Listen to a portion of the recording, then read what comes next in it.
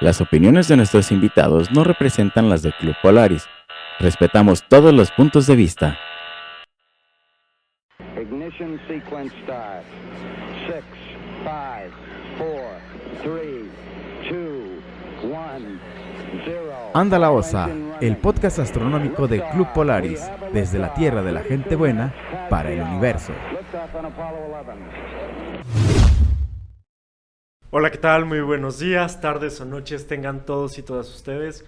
Bienvenidos, bienvenidas a este su podcast, Anda la Osa con el Club Polaris. Y bueno, pues en una emisión más de ya nuestro esperado podcast y capítulos que hemos tenido tan interesantes con diferentes invitados, pues hoy tenemos una invitada más que bueno, es integrante del Club Polaris ya desde hace bastante tiempo, pero lo primero vamos a presentar a nuestros amigos, compañeros y colaboradores. Ilse, buenas tardes, ¿cómo estás? Muy bien, ando, siempre digo lo mismo, pero hoy vamos a tocar un tema que tenemos en el taller de lectura interno en el Club Polaris, que ahorita ya les vamos diciendo que pero es muy emocionante para que se animen a leer. Perfecto, Ilse, muchas gracias. Y bueno, en cámaras está Mau. ¡Bravo! Los controles, Lalo, Bel. Y bueno, nuestra invitada del día de hoy, Alejandra Barba. ¡Bienvenida a la parafernalia! Sí. Bueno, como se pueden dar cuenta, Ale es muy enérgica. Y ella trae un tema muy interesante. En el Club Polaris tenemos un club de lectura del cual se ha encargado Ilse todo este tiempo en el que lo hemos tenido. Hemos avanzado con diferentes lecturas y tuvimos la última lectura del club que fue De la Tierra a la Luna de Julio Verne. Y bueno, pues Ale es especialista en Julio Verne. Ella tiene un contexto muy amplio de quién es Julio Verne, quién fue Julio Verne, pero quién es para la literatura.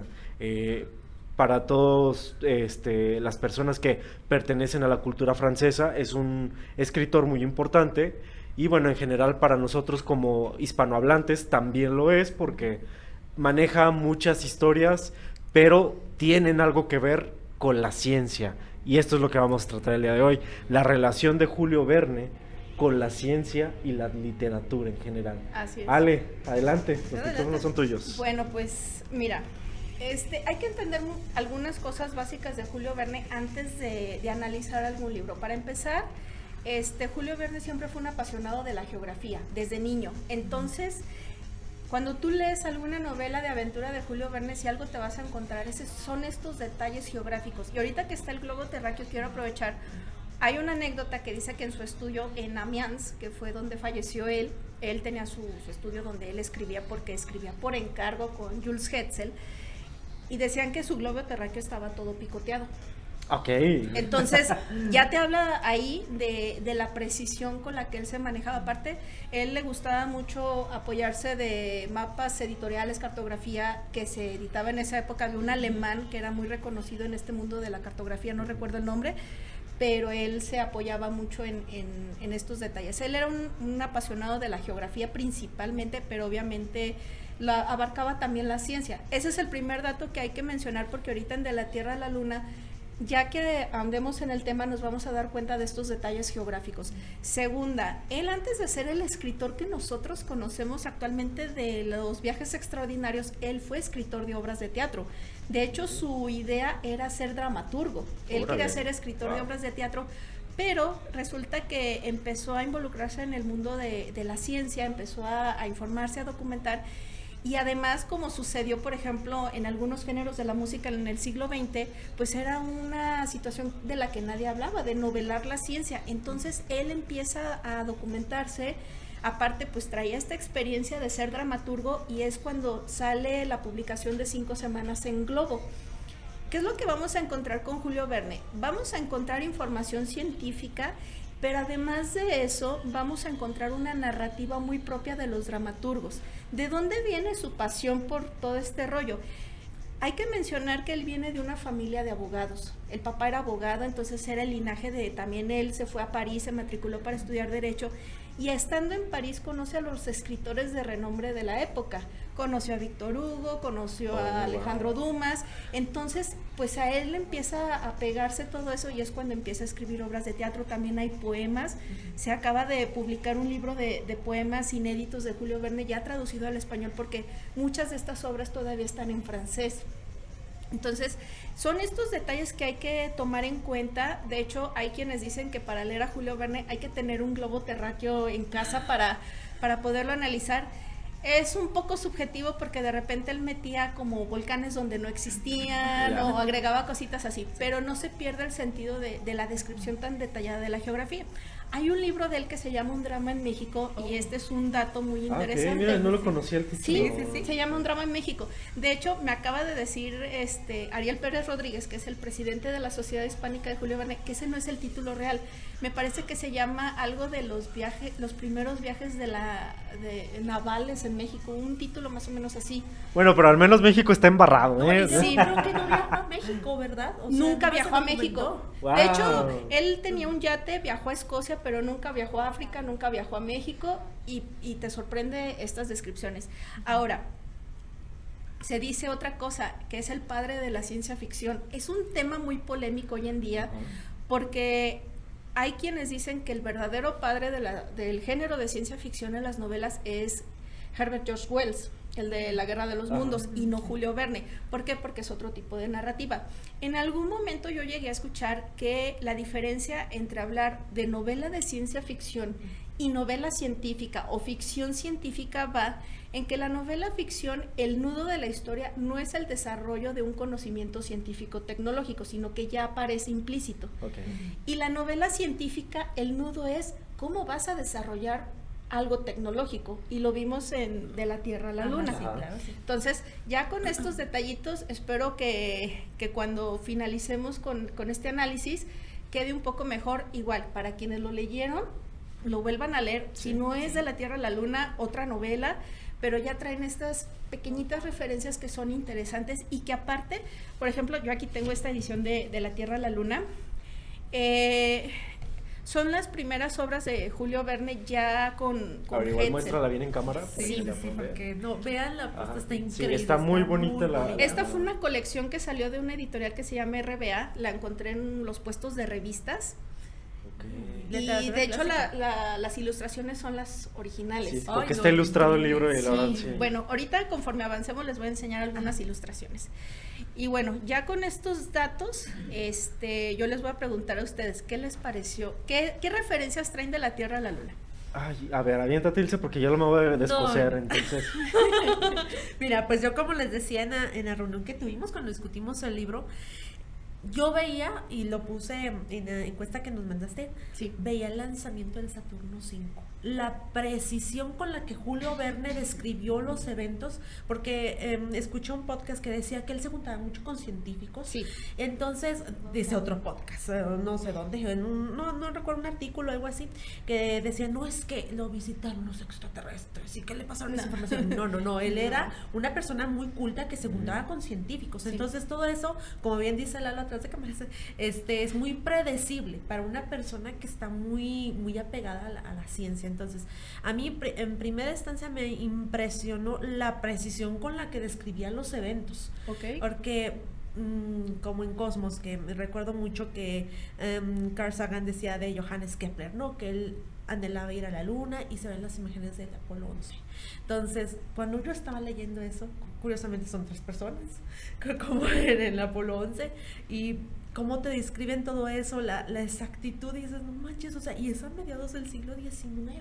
Entonces, tener toda esa información y que tú, él como escritor, se la deje a la gente, y luego en un futuro, pues no recuerdo cómo se llama este científico que empezó con los cálculos para el viaje a la luna, que después retomó la NASA y y también la Unión Soviética, pues se basaron en el libro para Hubo inspiración en Julio Verne Sí, exacto. para Sí. que la Unión Soviética tuviera una agencia espacial, Sí, ¿eh? sí. O sea, y de hecho fue de la Tierra a la Luna, Sí, el sí, libro que de hecho, inspiró. la mamá de Von Braun le regaló libros a Von Braun de Julio Verne. Ajá. Y él Increíble. confesó en algún momento que su inspiración para desarrollar toda esta tecnología venía de ahí. Yuri Gagarin también Gagarin, llegó sí. a decir eso. En general, bueno, en la etapa soviética, tienen una influencia enorme de literatura, porque pues lo que en ese entonces era la Unión Soviética, ahorita es Rusia, y algunos lugares alrededor como pues lo es Bielorrusia, Ucrania, que pues ahorita sabemos que hay un tema ahí muy triste. Están pues diferentes países, incluso Polonia también era parte de la Unión Soviética. Ellos tenían una cultura muy, muy, muy grande, pero era por la literatura, y la literatura los llevó a la ciencia. Sí, es algo muy, Es que muy es muy particular. importante eso que dices, porque el acercamiento de la ciencia a través de la literatura es cosa que ahora que ya no tenemos, la gente ya no lee. Entonces, base de nosotros como Club de Astronomía es la lectura. Aprendemos a través de la lectura, y nosotros a través de la lectura pasamos ese conocimiento. No hay que quedarnos con el conocimiento, hay que pasarlo. Entonces, lo que me encanta de Julio Verne, yo no he leído mucho de él, desgraciadamente, pero me impresionó precisamente eso, la precisión con la que habla. Y me encanta la crítica social a los Estados Unidos. También. Ese Es muy clásica medular. Es muy medular. De hecho, es curioso porque en su etapa ya, cuando fallece Jules Hetzel, él empieza con una etapa ya muy pesimista en sus libros, y él hablaba mucho o dejaba muy, muy explícita esta crítica de que el conocimiento científico estaba al servicio de las guerras. Sí. Él lo deja, que era como, ¿por qué al servicio de la guerra y no al servicio de la gente? Ajá. Carl Sagan en El mundo y sus demonios lo vuelve a decir. Exactamente. Vuelve a decir, oye, ¿por qué el desarrollo de la ciencia tiene que depender de la guerra? Sí, incluso, o de intereses políticos? Sí, incluso también lo mencionan en esta de Cosmos, mundos posibles. También mencionan lo de la bomba de Hiroshima. Dicen, o sea, ¿por qué la ciencia está sirviendo a matar gente? Sí, y también hubo una época en la Unión Soviética cuando estuvo Stalin, en el que por la guerra murieron investigadores y murieron muchas personas que incluso en un edificio de la Unión Soviética cultivaban semillas. Vavilov. Sí, entonces, él murió por eso. Sí. Y la verdad es muy triste, pero pues tenemos aquí una influencia muy, muy arraigada con la ciencia, y pues gracias también, aparte de la literatura, pues se dan estos movimientos también que son críticas desde luego, pero pues nos alienta porque pues el futuro, a ver qué tan prometedor puede ser, que ahorita tenemos guerras en curso, ¿no? Y ya lo vemos con Julio Verne desde ese entonces, ¿no? Que la crítica hacia el poder ilimitado de naciones que tienen un sobrepoder de explotación de recursos propios y de recursos de otros países, pues llega definitivamente a la forma de poder más mezquina, ¿no? Y bueno, pues lo retrata mucho. Para responder a tu pregunta, de la Tierra a la Luna, a mí me sorprende que el pasado repercuta al futuro siendo una novela y siendo ficción. Yo lo vi como ficción, ¿no? Uh-huh. Hasta ahorita que vamos a tratar bien el tema. Sí. Pero, ¿por qué si él menciona que en esta parte de Texas y esta parte de Florida debe ser los lugares donde se tiene que lanzar el cohete, pero por qué la metalurgia, pero por qué los elementos, pero por qué las temperaturas, las distancias, las fórmulas, todo eso, exacto, y todo eso es una novela, o sea, todo eso es algo que es meramente ficticio, pero estamos viéndolo en la realidad hoy en día. Es que él abarca un montón de cosas, lo que les comento, abarca un montón de cosas que no sabíamos que íbamos a abarcar después. Sí. O sea, era como, ya tenía como la visión general de lo que iba a pasar. Entonces, es lo que me encantó de la novela, y a mí me sorprendió muchísimo, honestamente. Me sorprendió mucho ese todo que le abarcaba, y tan preciso en su tiempo, ¿verdad? Claro. Sí. Bueno, vamos a ver que algunas cosas no eran tan precisas, porque si no, no habría novela, o se hubiera acabado antes. Bueno, pues vamos a empezar con el primer capítulo, que es el Gun Club, que es como un club de artillería. ¿Qué es lo que menciona prácticamente el Gun Club? Bueno, primeramente menciona la Guerra Civil de los Estados Unidos o la Guerra de la Sucesión, que realmente existió entre 1860 y 1865. Es catalogada como la guerra más sangrienta que ha existido en Estados Unidos.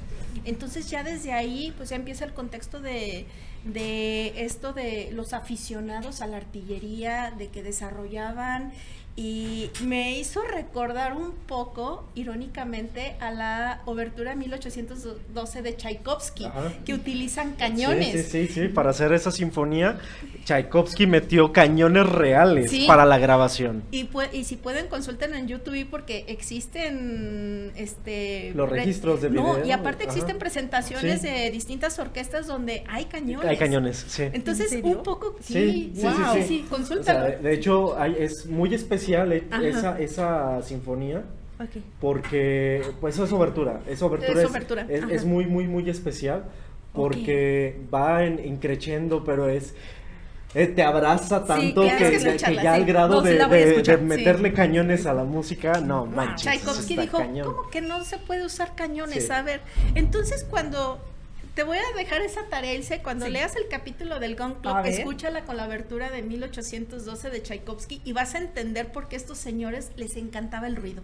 Pero sería como una experiencia extrasensorial. Sí.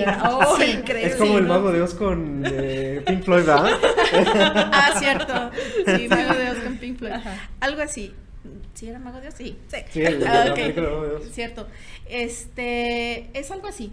Es una divertida experiencia porque los señores del Gun Club no les importaba estar mancos, desfigurados. Ellos lo que querían era ruido, cañonazos, y si de alguna manera tenía que subsistir la guerra para seguir desarrollando tecnología, estaban dispuestos, sacrificaban. Ahí te va un dato bien curioso que investigué, que sí se desarrolló mucha artillería. El cañón Columbia se desarrolló bastante durante la Guerra de la Sucesión. Y bueno, otra cosa que yo también me llamó la atención de esto es que dice que la sociedad, antes de la guerra en Baltimore, porque es donde se sitúa el Gun Club, la gente se dedicaba a otra cosa, pero empieza la guerra y ven que el negocio de la artillería deja y empiezan a volverse expertos. Sí. Pero ¿qué pasa? La guerra llega un momento en que finaliza y todo ese conocimiento se queda ¿y qué vamos a hacer? ¿Ahora qué sigue? Oye, pero nos vamos a aburrir, necesitamos cañonazos, necesitamos acá meterle candela. Tuvimos un inconveniente aquí, hubo que desfasar un poquito el video y el tiempo y el audio en sí. Les pedimos una disculpa por eso, pero a ver, Ale, de nuevo, para hacer la intervención. Sí. Bueno, estábamos en que ya se había acabado la guerra y no había... pues ya no había en dónde entretener a estas personas, ¿no?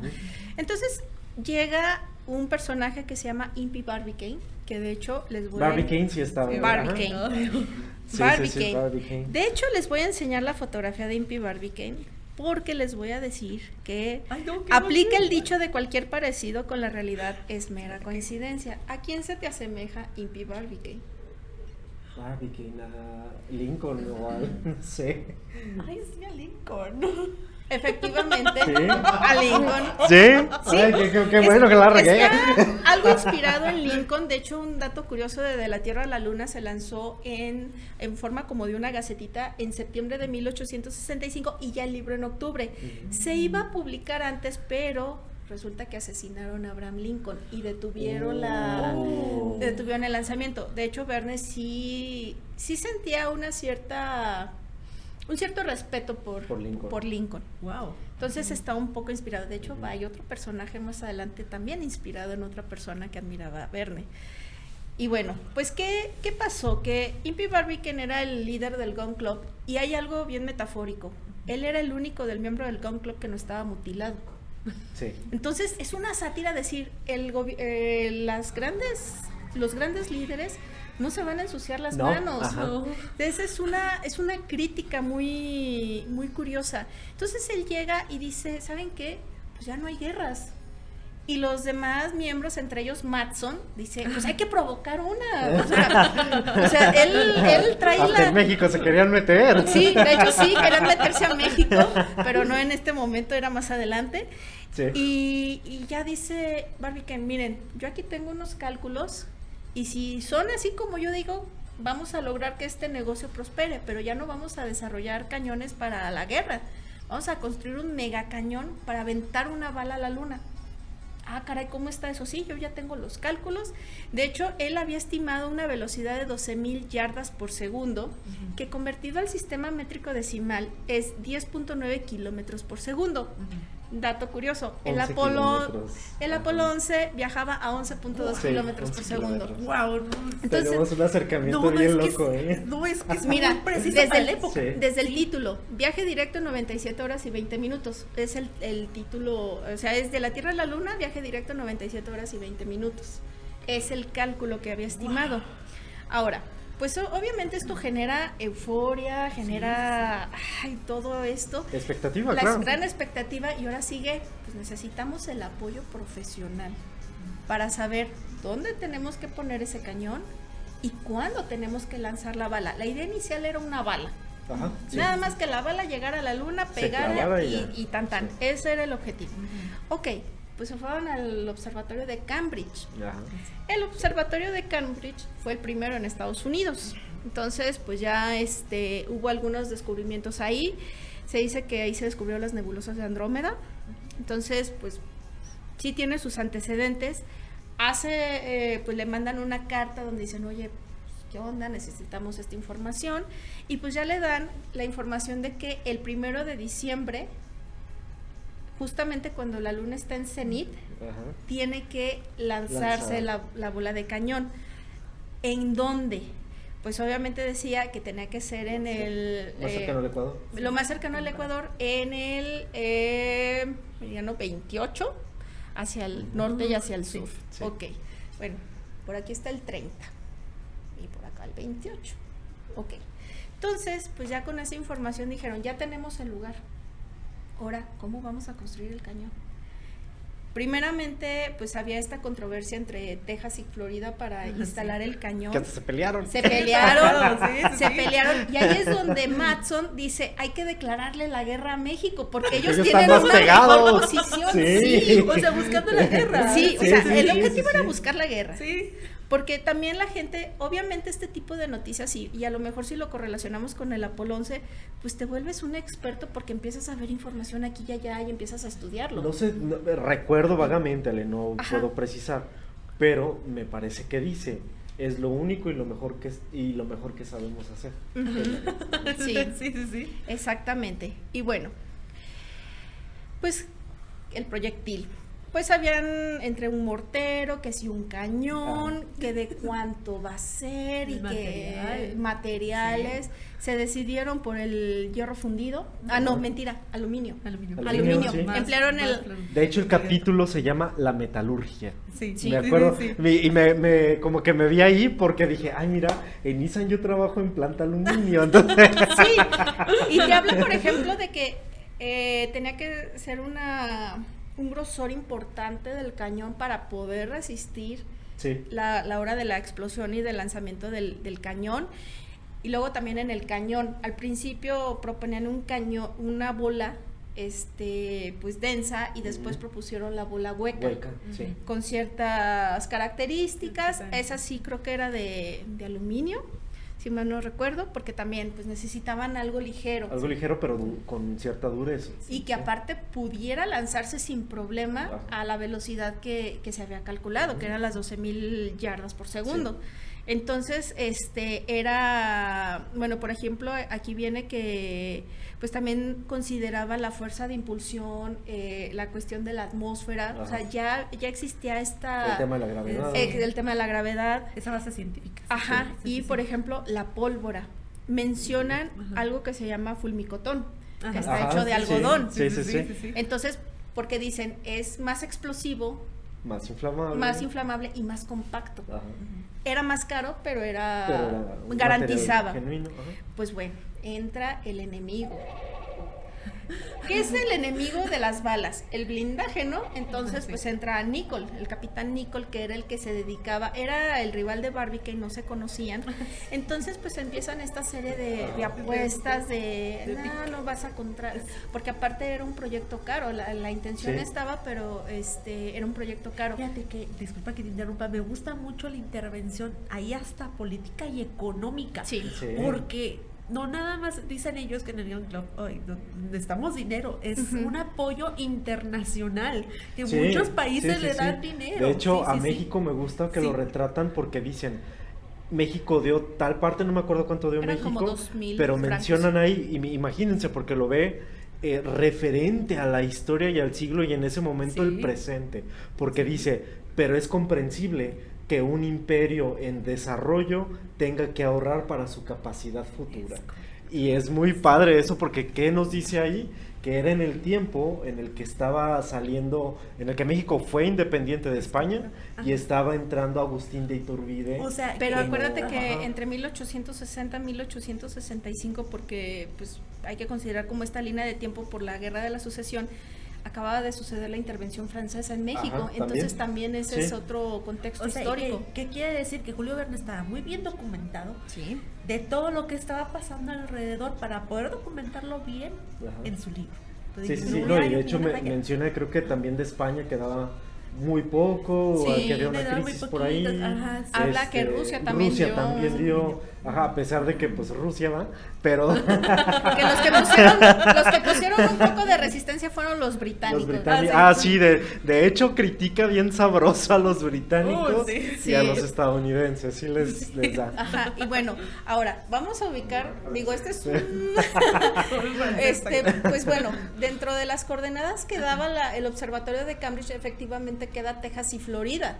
Es lo más cercano al Ecuador, hablando de Estados Unidos. Que decía Matson, hay que declarar la guerra a México porque tienen mejor ubicación. Pero pues el chiste era hacerlo, pues americanizar. Lo vemos actualmente en el cine hollywoodense, es este sentido patriota del norteamericano, Pues muy una guerra característico. Sí. Entonces, pues se habla de esta situación y luego pues ya exploraron los lugares porque inclusive había este pique hasta entre los periódicos de quienes apoyaban a Texas, quienes apoyaban a Florida. Finalmente decidieron a Florida. ¿Y por qué? Porque estaba menos industrializado. Lo único que existía era Tampa. Entonces decían, pues aquí está el ranchito perfecto para poner estos lugares. A diferencia de Texas, que había más ciudades. Entonces era un riesgo también para las características del proyecto. Ajá. Entonces por eso decidieron Florida. Al final, pues, la gente de Texas se tuvo que hacer estudiosa de Florida como para ver cómo, por qué. Y lo accidentados, porque ¿no? Que estaban, o sea. Sí. Entonces, pues ya empiezan la construcción del lugar, porque para esto era bajo tierra, hacer el socavón de 900 pies de profundidad. Empezaron a escarbar, obviamente, pues como cualquier obra, hay accidentes, hay quienes se mueren. Había esta cuestión de que tenían un plazo para poder tener el lugar listo, y pues ya estaba todo muy bien cuando les llega un telegrama de que había un buque que había zarpado de Europa y que venía un cierto personaje en camino que se llama Miguel Ardán. ¿Quién es Miguel Ardán? Michel Ardán. ¿Quién es Miguel Ardán en la Julian, vida? saludos, pero no, dinoslo cómo se pronuncia. Nos corriges. Sí. ¿Quién es Michel Ardán? Porque sí existía un personaje. Se llama Félix Tornachón y su seudónimo era Nadar. Ahí viene el anagrama El juego de palabras de Michel Ardán. Ajá. ¿Quién era él? Era un fotógrafo muy famoso en Francia, era viajero, de hecho era conocido porque le gustaba tomar fotografías a bordo de los globos terráqueos, de los globos aerostáticos, perdón. Entonces llegó a tener hasta accidentes. Por poco le costaba la vida porque era muy aventurero, era alguien carismático, era alguien... O sea, se basó en... Sí, de hecho... Porque así lo... Sí, como muy de hecho, carismático. se menciona que Julio Verne sí lo conocía y estaba tan... O sea, era tal su admiración por esta persona que le mandó una carta diciéndole, oye, yo quiero usar tu imagen para crear un personaje de esta novela. Y él le dijo, encantado, adelante. Ay, no, qué- Entonces, Sí. la descripción, ahí les va la foto de Michelle Ardán, y dense la oportunidad de buscar, si pueden ahorita, de Félix Tornachón, y van a ver la similitud que hay entre los dos. Porque sí, aquí está Miguel Ardán, Órale, va. aquí está Miguel Ardán. Me lo imaginaba diferente. Este es Miguel Ardán, ahí se ve en la imagen.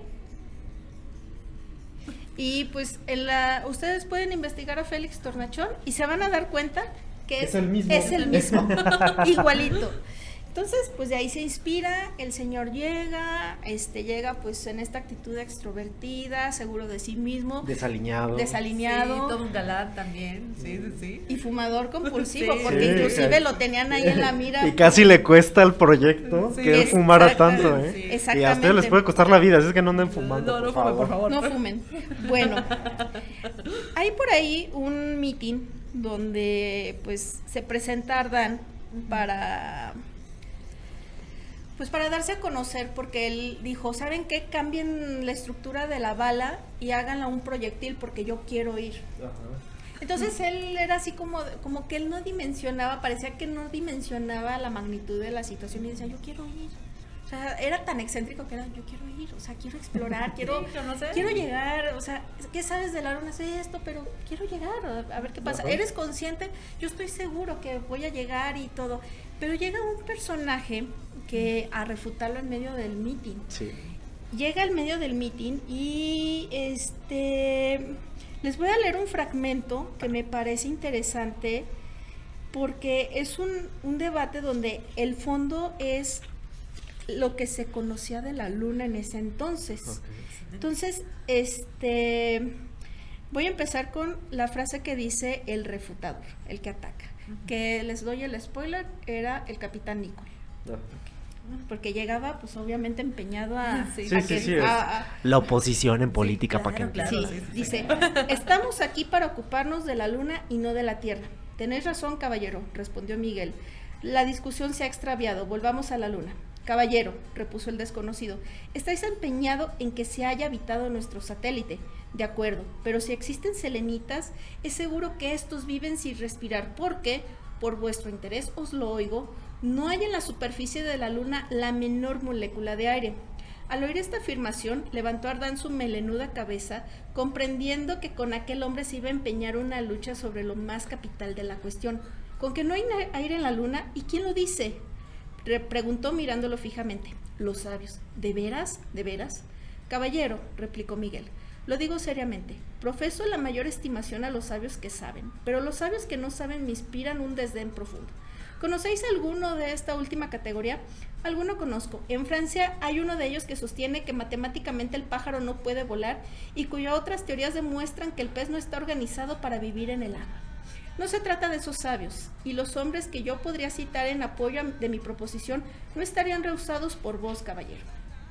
Entonces pondráis en grave apuro un pobre ignorante como yo que, por otra parte, no desea más que instruirse. ¿Por qué, pues, os ocupáis de cuestiones científicas y no las habéis estudiado?, preguntó el desconocido bastante brutalmente. ¿Por qué?, respondió Ardán. Por la misma razón que es siempre intrépido el que no sospecha el peligro. Yo no sé nada, es verdad, pero precisamente es mi debilidad la que forma mi fuerza. Vuestra debilidad basta la locura, exclamó el desconocido con un tono bastante agrio. Tanto mejor, respondió el francés, si mi locura me lleva a la luna. Ahora vamos a la parte del debate. Ok, déjenme... Ok, dice, he aquí vuestro mejor, por no decir vuestro único argumento valedero, con el cual hubierais puesto en un brete al sabio obligado a contestaros. Pero yo me limitaré a deciros que vuestro argumento no tiene un valor absoluto, porque supone que el diámetro angular de la luna está perfectamente determinado, lo que no es exacto. Pero dejando a un lado vuestro argumento, decidme si admitís la existencia de volcanes en la superficie de la luna. De volcanes apagados sí, de volcanes encendidos no. Dejadme, no obstante, creer, sin traspasar los límites de la lógica, que los tales volcanes estuvieron en actividad durante algún tiempo. Es cierto, pero como podrían suministrar ellos mismos el oxígeno necesario para la combustión, el hecho de su erupción no prueba en manera alguna la presencia de una atmósfera lunar. Adelante, respondió Miguel Antán. Dejemos a un lado esta clase de argumentos para llegar a observaciones directas, pero os prevengo que voy a citar nombres propios. En 1815 los astrónomos Luby y Halley, observando el eclipse del 3 de mayo, notaron en la luna ciertos fulgores de una naturaleza extraña, frecuentemente repetidos. Los atribuyeron a tempestades que desencadenan en la atmósfera que envuelve a veces la luna. En 1815, replicó el desconocido, los astrónomos Luby y Halley tomaron por fenómenos lunares fenómenos puramente terrestres, tales como bólidos, aerolitos u otros, que se producían en nuestra atmósfera. Ahí viene una de las refutaciones, la principal, que era la existencia de atmósfera, porque hablaban de la principios de óptica, de la refracción de la luna. Entonces hay un debate en el que al final pues no termina tan bien. Y obviamente esto desencadena que Barbicane conozca a Nicol, porque no se conocían, sabían de su existencia, pero no se conocían. Sí. Entonces es cuando se retan a un duelo a muerte. Ya se odiaban. Se odiaban. Sí. Y pues Ardan, con su personalidad excéntrica, decide decir... Que de hecho hasta lo mencionan, que es como una capacidad muy francesa, ¿no? Sí. Entonces es cuando dice... y mejor váyanse conmigo. Y así tú comprobas tu teoría, tú comprobas la tuya y todos felices y contentos. ¿Cómo ven? Pues sí. Aceptaron a regañadientes porque Nicol era el que no estaba como muy de acuerdo, pero lo acepta. Ahora, ¿qué hay con estos tres personajes? Mucho se menciona de que es como Aldrin, Michael Collins y Neil Armstrong. Ok. Bueno, generalmente en varias de las novelas de Julio Verne se repite este patrón de tres personajes. O sea, no es como que algo meramente predictivo. Lo que sí es curioso es que menciona que son dos personajes de Estados Unidos y un extranjero, que es Ardan. Aquí les va el dato curioso, irónico. Michael Collins nació en Roma. Entonces es como de, sí se nacionalizó norteamericano, no sabemos si fue porque nació allá y los papás, pero él nació en Roma. Entonces está como el dato de que él sí no era... O sea, era europeo al final de cuentas. Al final de cuentas, ajá. Bueno, increíble, ¿no? Ese dato es el curioso de esta parte. Y pues bueno, al final se resume de que hay varios cálculos que es como de dejarlos de tarea, porque habla de que, por ejemplo, Neptuno, porque también ya se hablaba en esta obra, ya se hablaba de las lunas de Neptuno, se hablaba de las lunas de Urano, de las 4 lunas principales de Júpiter, de las que se conocían en ese entonces de Saturno. No menciona de Marte porque de Marte se descubrieron después, pero sí hace mención de esto, de el avance de los telescopios en aquella época. Y otra cosa que también es interesante, por ejemplo, menciona ciertas medidas. Por ejemplo, la de la estrella Alfa menciona que está a 8,000 millones de leguas. O sea, obviamente la medida es en leguas, hay que hacer la conversión a años luz, pero pues sí se mencionan estos datos más meramente astronómicos. Y luego también hace la observación de que probablemente en un futuro, o sea, querían ver si el éxito de este viaje permitía que la gente pudiera viajar a la luna a través de los proyectiles. Ahora, haciendo pausa aquí, ¿ustedes habían escuchado hablar del proyecto Babilonia? No. Proyecto Babilonia, no. Ok, este proyecto fue a finales de los años 80 por Saddam Hussein. ¿Cuál era el objetivo? Lanzar a nivel de órbita proyectiles por medio de cañones. ¿Pero con qué fin? Sí, ¿con qué fin? Era fin Exactamente. bélico, obviamente. Okay. Era fin bélico. Bueno, pero había esta intención de dejar en órbita proyectiles. Entonces, no avanzó porque también pues fue la guerra del Golfo Pérsico.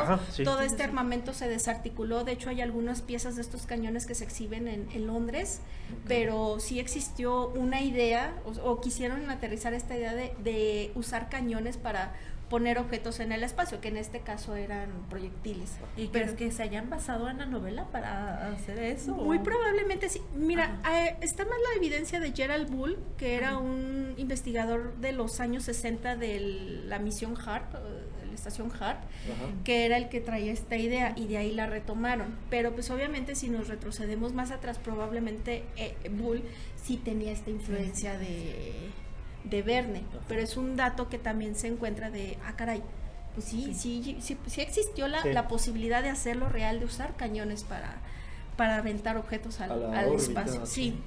Ahora, ahora en cuanto al día del despegue, bueno, se habla de que pues ya construyeron el cañón, le echaron el aluminio, hicieron pruebas, antes del lanzamiento hicieron pruebas. ¿Qué prueba hicieron? Lanzaron una bola de cañón con un gato y una ardilla. Entonces, ¿de qué nos habla? Que primeramente experimentaron con animales. Como Laika, por ejemplo. Exactamente. ¿Qué pasó con la ardilla? Pobres. Murió la ardilla porque se la comió el gato. Se la comió el gato, tristemente. Entonces, ya nos habla de que también hubo este intento de, antes de mandar a una persona al espacio, vamos a mandar un animal a ver cómo se comporta. Y luego también, ya cuando construyeron el proyectil, que tiene una bolita, una forma de bala estriada, así muy, muy curiosona, que de hecho aquí viene, pues la cuestión de los víveres, de cómo se iba a distribuir, porque obviamente no era la cabina que nosotros conocemos del Apolo 11, era algo excéntrico, porque Ardán quería llevar un montón de cosas. Era lo que quería tomar. Quería llevar vacas. Quería llevar animales. Y semillas para sembrar. Sus perros también. Sí, de hecho sí se llevaron 2 perros. Sí se llevaron 2 perros. Pero él visualizaba algo muy diferente, él esperaba como que encontrar. Y luego también las provisiones de agua eran no muchas, porque él tenía la esperanza de encontrar agua. También ese es otro detalle. De hecho, aquí venía que usaron conservas de carne y legumbres reducidas a su menor volumen posible. Deshidratación, como lo que vemos en la estación como lo espacial. habíamos dicho, exactamente, como bien lo comentábamos hace rato, conservación de alimentos. Sí. Entonces, es lo que mencionaba. Ahora, pues se hizo la prueba, todo muy bien, llegó el día. Me encanta porque cuando llegan los personajes, Ardán pues con toda su excentricidad, así todo un él es Lady Gaga, y aparte traía su traje de viajero, sus chaparreras, todo así, bien excéntrico, todo rockstar. Así mandando besos al público, la gente toda eufórica, porque realmente fue un furor. Pues ya lo sube. Porque antes de esto hicieron también la prueba de si podían durar el viaje de ida y vuelta, que Matson dice, pues yo me sacrifico, lo encerraron en la bala para estarse alimentando y comprobar que efectivamente no iban a tener problemas durante el viaje. Sí, porque lo atornillaron al cohete, y lo dejaron adentro. Ahí lo dejaron adentro. De hecho, también menciona, cuando hacen el socavón, hacen como una hoguera y pues estuvo ardiendo durante mucho tiempo y decían, no los podíamos acercar de tan fuerte que era el calor. Ya cuando el metal empezó a dejar de arder, pues fue que nosotros pudimos que hicieron acercarnos. Su cena de... Sí, que hicieron... fue gigantesco. Pero, fíjate cómo, no quiero usar la palabra predicción, pero que los astronautas ahora tienen un entrenamiento, y es lo que hizo este hombre, como una prueba y error como sale, ¿verdad? No una prueba y error, ¿verdad? Pero fue como un tipo de entrenamiento para que vean bien lo que está pasando. Ahora, también cuando llega el momento de lanzar el proyectil, el conteo regresivo. La gente así de 10, 9. Sí, veías, bueno, yo obviamente no lo ves, pero te lo imaginas. Sí, la gente. Y dices, pues gente que estuvo horas y horas ahí, gente que ya vendía comida, gente que ya, porque todo eso lo platica de forma muy... Ahora, no sé ustedes, pero cuando es el momento del lanzamiento del proyectil, yo me imaginé mucho lo que vi en la escena de Oppenheimer. ¿En cuál? En la del lanzamiento de la bomba, pero cuando hacen la prueba en el Álamo, ajá. Que es esta iluminación enorme, el ruido, la onda expansiva, que pues obviamente en Oppenheimer ellos están a una cierta distancia para evitar que las ondas expansivas Sí. lo dañen, pero aquí te lo retrata muy interesante porque la gente estaba muy Muy cerca, cerca, ajá. y pues te habla de una tragedia, o sea, Sí, al final de cuentas sí, porque murió gente. Se sintió en Corea. Salieron volando. hubo terremotos, Sí, hubo terremotos, la atmósfera se cambió porque, o sea, toda la propagación de gases, de Ajá. producto del fulmicotrón, entonces, pues, se alteró el clima. Sí. Se alteró porque inclusive estamos olvidando el detalle del telescopio, que lo construyeron en una parte rocosa Cierto. muy alta. Para poder ver el proyectil, Ajá. tuvieron que construir un telescopio en una zona muy alta de Florida, que también batallaban por eso. Sí. Ajá, sí. Entonces, al momento de hacer el lanzamiento, ellos tenían que precisar el No, me parece que proyectil. no fue en Florida, fue en otra zona más al norte. Ahorita voy a investigar, pero sí buscaron una Sí. zona rocosa, me Sí, parece sí, que sí. era Michigan, Ok. algo así, pero no fue en Florida, y el tubo era de 380 pies. Ajá. O sea, Sí, era una cosa enorme. Sí. Y aparte salía caro. Sí. Y también en la parte de los telescopios menciona un poco cómo estaba el avance de los telescopios en esa época, qué características tienen, Sí, la óptica. a diferencia de un catalejo, por ejemplo. También me hablaba de estas diferencias de por qué un catalejo, por qué un telescopio, y pues bueno, era tener a una persona que iba a observar cuando llegara el proyectil a la luna y Sí. dijera, Ya y aparte llegamos. tenía que dar el alcance para ver un objeto de 90 pies. Sí. O sea, No. tenía que tener ciertas Un características. alcance. Sí, sí, Un sí. muy buen equipo. Ahora, pues, ¿qué pasó con el viaje de nuestros compañeros que pues pasaron los días y no los encontraban? Ajá. No los encontraban porque decían que tenían que llegar en tal fecha y de repente alguien dice, pues ya los vi, pero están dando vueltas alrededor de la luna. ¿Qué fue lo que pasó? Que probablemente decían que había, Cambridge decía, hay dos opciones. Una, que a lo mejor en cierto momento ya van a alunizar, que están dando vueltas, ya están en órbita, pero en algún momento la misma luna los va a traer, o la otra es que se van a quedar ahí indefinidos, dando vueltas. Y que de hecho hay que mencionar, esta parte fue bien importante en la ciencia, porque de ahí se supo que cuando nosotros queremos lanzar algo desde la Tierra hacia el espacio y queremos llegar a un punto, tenemos que hacerlo por partes. Es decir, tenemos que aventar un cohete y ese cohete tiene que desprender otro cohete y ese cohete tiene que desprender otro. Sí. ¿Por qué? O sea, no necesariamente cohetes tienen que ser, pero sí tiene Por que hacerse partes. en varias partes por cápsulas que van hacia un impulso, porque si no nos va a pasar lo que les pasó a ellos. Ellos se quedaron dándole vueltas a la luna, pero no llegaron a la luna. Sí. No, y también otra parte de que decía, bueno, ¿cómo les iba a decir? Se me fue la onda. No, bueno, pasa nada. esta parte de que dieron vueltas, pues obviamente ya viene la segunda parte, que es el viaje alrededor de la luna, que Ok. es donde ya alunizan. Ok, y ok. ya O sea, nos deja. Sí, eso es intrigados. esto ya Sí. da para un segundo capítulo. Sí. Porque sí se tiene que Ahora, prestar. ¿quién inspiró a Julio Verne para esta novela? ¿Quién inspiró? Ay, ¿quién Ok, inspiró? A ver, porque bueno. hablamos de que él inspiró, Ajá. pero Ajá. ¿Quién lo sí, inspiró bueno, él? Ajá. sí. Bueno, antes de eso hay un dato que obviamente ya se comprobó que no es tal cual. Nosotros vimos que en la construcción del cañón era hacia el cenit, vertical. Ajá. Ya está comprobado que hacer esto no es correcto. Tiene Ujú. que Sí. tener Curvatura. una curvatura. Ese también es un dato que es erróneo. No sabemos si era porque todavía en ese momento estaban empezando estas investigaciones sobre el uso de proyectiles, porque ya existían investigaciones, o es un error de cálculo o fue un error intencionado. Ahora sí que no sabemos qué fue lo que realmente sucedió ahí, pero la idea estaba plasmada, ¿no? Ajá. Ahora, pues sí, tenía que estar aquí el cenit y de ahí despegarlo. ¿Quién inspiró a Julio Verne para hacerla? Bueno, se hablan de varios personajes, entre ellos Jacques Arago, Elisée Reclus, que eran también de estas personas filántropos Ilustres, ¿no? ilustres de la época, y pues obviamente Félix Tournachon, que ya Ajá, dijimos que ya lo quién hablamos, es, sí, que de hecho era sí está en el nada. libro. Ajá. Y en la parte científica se habla de un astrónomo francés llamado Camille Flammarion, que tiene un libro que se llama, déjenme les digo, La pluralidad de los mundos habitados. Y dicen que también Julio Verne se inspiró de este libro científico para hacer sus aportaciones de la Tierra a la Luna, además de su primo.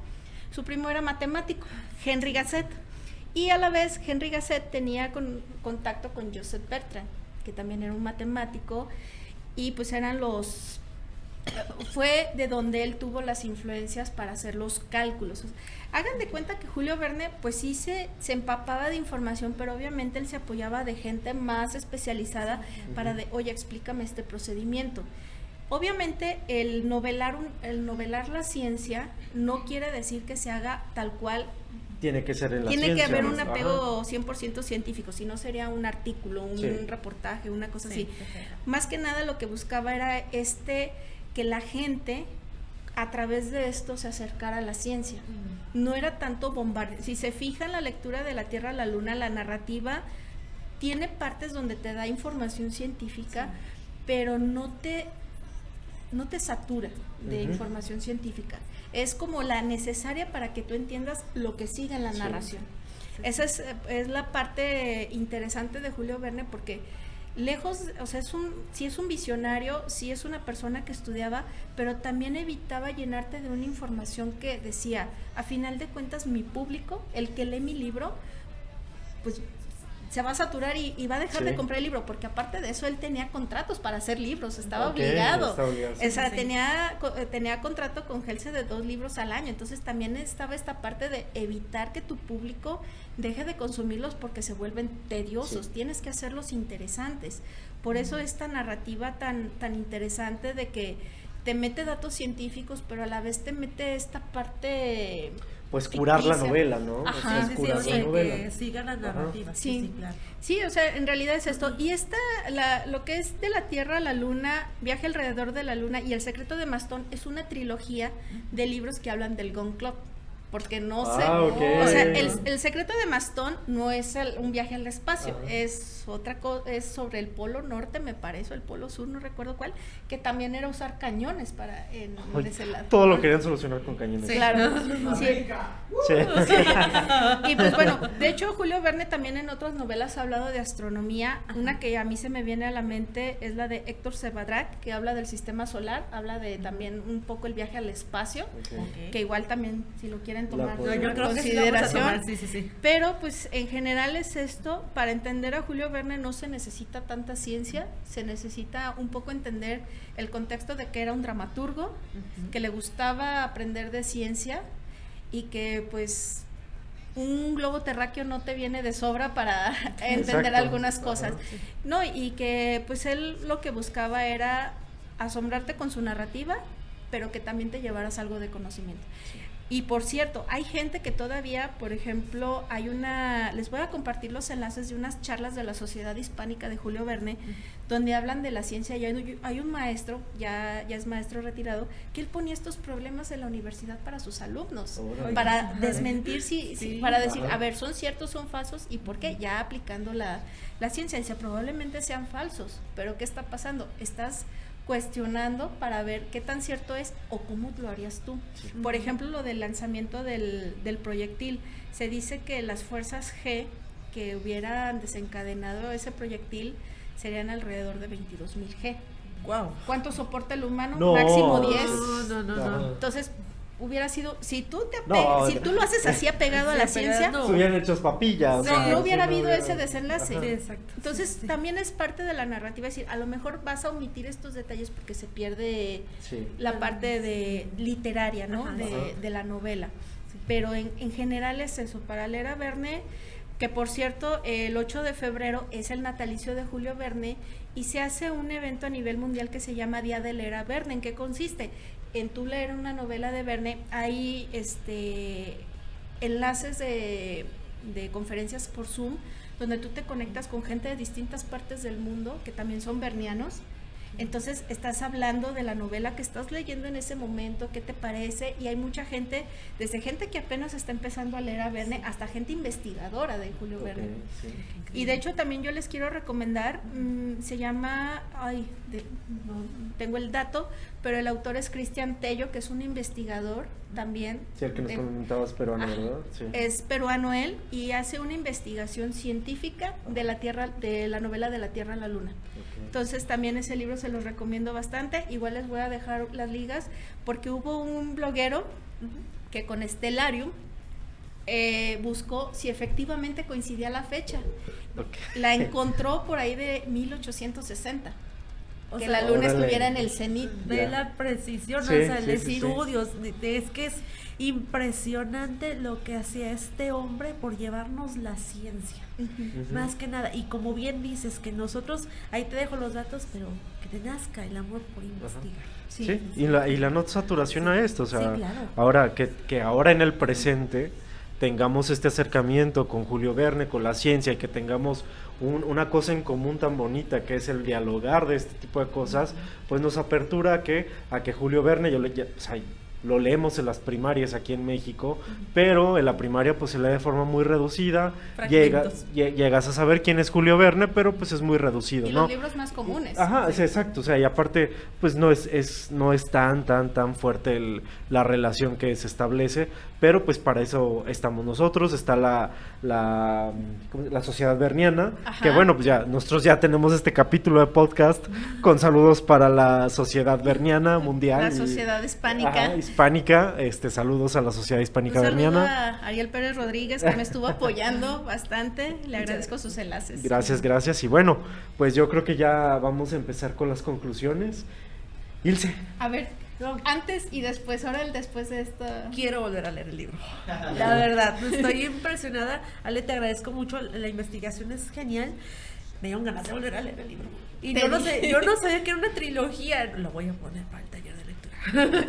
Excepto el de Maston, no es así tan astronómico, pero sí. Entonces, yo les invito al público en general, leamos. Hay que leer, aprendemos, te distraes, no nada más te distraes, es el hecho de conocer, de aprender, de tener conocimiento, y más que nada, ese conocimiento no hay que quedárnoslo, hay que pasarlo, y hay que pasarlo. Lean, por favor. México es tristemente un país que no lee. Hay muy buenos libros. Sí, hay muchas excusas, pero hay muy buenos libros. Entonces, me voy a dar yo a la tarea de leer más a Julio Verne porque lo merece en literatura clásica. Yo soy más de novela gótica, ¿verdad? Pero X. Sí, ya sé. Hay que leer, chicos. Yo me voy a dar la tarea de leer a Julio Verne porque la verdad estoy impresionada con el trabajo tan arduo que hizo, y creo que deberíamos hacerlo así todos, o sea, de investigar, de reforzar los conocimientos y dejarlos ahí. Por favor, lean, su cabecita se los va a agradecer mucho. Muy bien, gracias, Ilse. Y bueno, pues Ale, ¿con qué concluyes? ¿Con qué concluyo? Que para leer a Verne hay que quitarnos muchos estigmas. No hay que ponerlo como un visionario. Por ahí escuchaba de que es alguien que en su cabeza lo imaginó. No es que lo haya imaginado en su cabeza, es que ya existía la idea y decía, vamos a llevarla más allá. Sí. O sea, ya existía la idea de alguien, pero él decía, ok, vamos a ver qué hay para desarrollar. Y ya en base a eso él trabajaba. Entonces, la verdad disfruté mucho a Verne. Yo lo disfruté porque la anécdota empieza por mi papá, que él me contaba del 20,000 leguas del viaje submarino. Entonces de ahí yo empecé mi afición, y el primer libro que yo leí de Julio Verne fue De la Tierra a la Luna. Entonces fue un impacto muy grande. Y la conclusión que me quedo es que hay muchas cosas que yo también releería, porque definitivamente es un libro que vale la pena releer. Y aparte, pues complementarlo con lo que sabemos de la historia del Apolo 11, con lo que sabemos también de lo que fue la Unión Soviética en los viajes espaciales, porque pues te menciona animales en el espacio. Sí. Entonces, pues sí hay, no solamente fue el lanzamiento, lo que le decía Ilse, lo de los alimentos, lo de los objetos, o sea, menciona muchas cosas que a lo mejor nosotros no, nada más veíamos lo de la bala, pero ya metiéndonos a fondo hay más cosas. Sí. Bueno, Ale, pues muchas gracias por tu conclusión. Conmigo, bueno, pues yo quiero invitarlos igual a que lean a Julio Verne. Concuerdo con ellas dos, con el hecho de que Julio Verne es una parte fundamental para la literatura mundial, pero habla muy bonito esto del arte. el arte, la literatura, menciona la música también, la música, la obertura de Tchaikovsky, la envoltura que tenemos en cuanto a la literatura, lo que nos refleja hacia la música, cómo se extiende a la ciencia, cómo la ciencia misma abraza el arte, porque también el hacer música es arte y es ciencia. Entonces, no me queda más que decirles, háganlo por favor, lean a Julio Verne. Sí, se van a enamorar. Sí, les va a gustar mucho. Va a haber probablemente palabras que no lleguen a entender, pero hay material de apoyo para que lo entiendan. Son libros que no son tediosos, son libros que pueden llegar a ser muy fáciles y tienden a ser rápidos esos libros. Entonces, la verdad la recomendación queda ahí. Ajá. Y por cierto, acérquense a la Sociedad Hispánica Julio Verne. Si ustedes quieren seguir aprendiendo de Julio Verne, está la página en Facebook, tienen su página en internet, tienen grupos en WhatsApp, en Telegram, y aparte tienen un programa que se llama Verneando, que lo hacen los domingos, 1 o 2 domingos de cada mes, y hay gente investigadora que hace los análisis, y pues de ahí qué gusto sería que la sociedad hispánica crezca, porque es la sociedad verniana más grande, la hispánica, en comparación con la parisina. Increíble. Okay. Entonces hay mucho de donde aprender, hay mucho de donde apoyarse también. todo verniano es bienvenido. Y bueno, pues ahí lo tienen. Gracias, Ale. No, Muchas pues, gracias gracias. por este capítulo. Muchas Gracias, gracias a ustedes. de verdad que nos hace muy feliz esto. Y Sí, bueno, la verdad pues es que sí. no me queda más que decir lo que dijo Sor Juana. No estudio por saber más, sino por ignorar menos. Esto fue Anda la Osa. Muchas gracias. Adiós. Adiós. Adiós, gracias. Anda la Osa es una producción de Club de Astronomía Polaris en conjunto con el Museo Descubre de Ciencia y Tecnología. Muchas gracias por acompañarnos.